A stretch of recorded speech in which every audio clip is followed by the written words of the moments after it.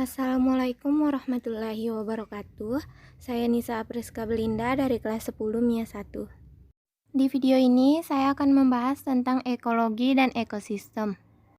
Ekologi berasal dari bahasa Yunani oikos dan logos. Oikos berarti rumah atau tempat tinggal dan logos berarti ilmu.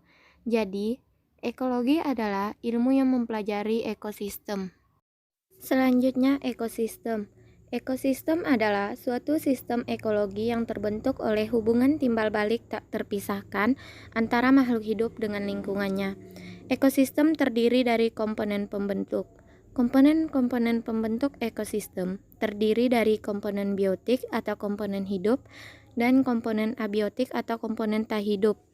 Komponen biotik terdiri dari hewan, tumbuhan, dan mikroorganisme. Di dalam suatu ekosistem, komponen biotik memiliki beberapa fungsi. Yang pertama, sebagai produsen anggotanya organisme autotrof atau yang mampu membuat makanan sendiri.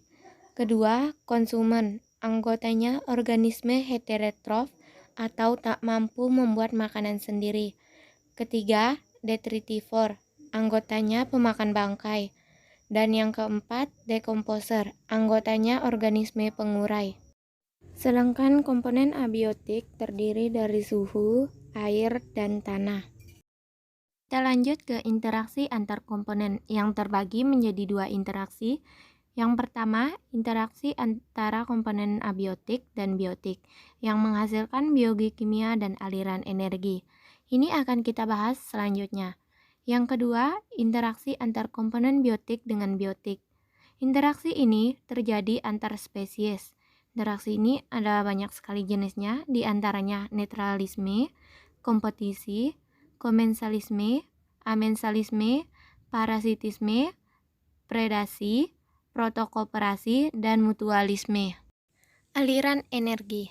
Aliran energi merupakan rangkaian urutan pemindahan bentuk energi satu ke bentuk energi lainnya.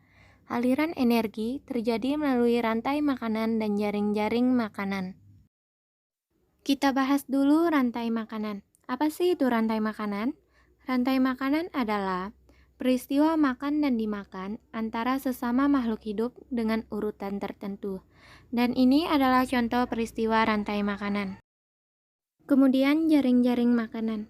Jaring-jaring makanan merupakan hubungan dari beberapa proses makan dan dimakan dalam komunitas ekologis. Atau bisa dikatakan jaring-jaring makanan merupakan gabungan dari beberapa rantai-rantai makanan. Dan ini adalah contoh peristiwa jaring-jaring makanan. Proses aliran energi terjadi ketika produsen mendapatkan energi cahaya dari matahari.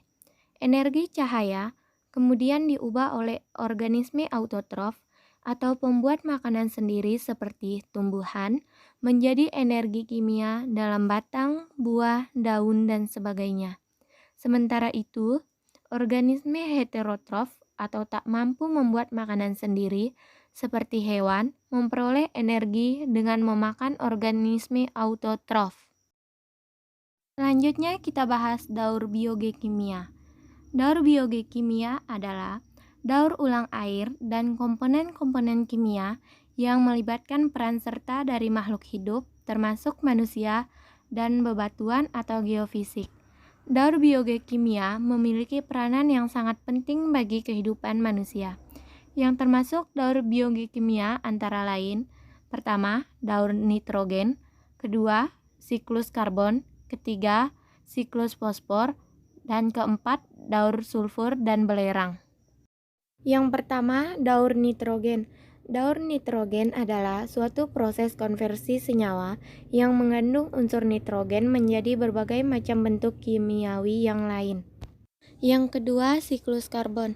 Siklus karbon adalah siklus biokimia di mana karbon dipertukarkan antara biosfer, geosfer, hidrosfer, dan atmosfer. Yang ketiga, siklus fosfor. Siklus fosfor merupakan suatu proses di mana fosfat anorganik diubah menjadi fosfat organik dan kemudian secara terus-menerus dikembalikan ke fosfat anorganik tanpa adanya istirahat. Yang keempat adalah daur sulfur dan belerang. Daur belerang atau sulfur yaitu perubahan sulfur dari hidrogen sulfida menjadi sulfur dioksida, lalu menjadi sulfat dan kembali menjadi hidrogen sulfida lagi. Sekian video dari saya. Wassalamualaikum warahmatullahi wabarakatuh.